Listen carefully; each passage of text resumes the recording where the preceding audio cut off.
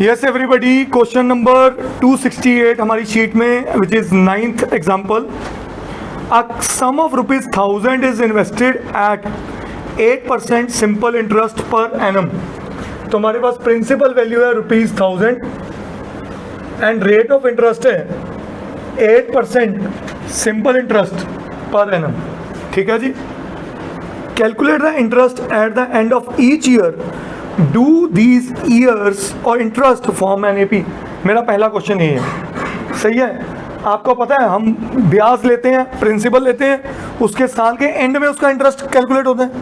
तो मैं अगर लिखूं interest at end of first year, क्या होता है फॉर्मूला सिंपल इंटरेस्ट का? So P into R into T upon, so ये बन गया ₹80. यस और no? Interest at the end of second year क्या बना? P into R into T. अब सेकेंड ईयर मतलब 2 साल, so rupees.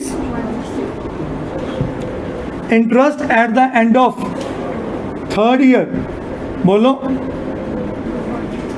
3/100 means. So clear cut यहीं से पता चल रहा है क्या फॉर्म हो रही है AP. सो हम क्या लिखेंगे clearly? A2 minus A1 is equal to A3 minus A2 is equal to ₹80. So D मेरा क्या आ गया? ₹80 विद फर्स्ट टर्म क्या आ गई? ₹80. क्या यहां तक समझ आ गया? So therefore it's an AP.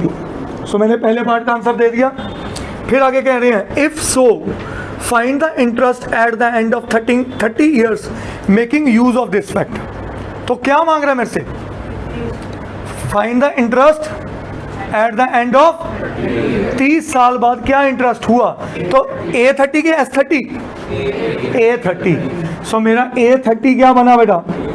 A plus 29D. So A बना मेरे पास 80 प्लस 29 इंटू 30, और सॉरी 80 कॉमन किया तो ये बना 1 plus 29. So 80 into 30, answer is.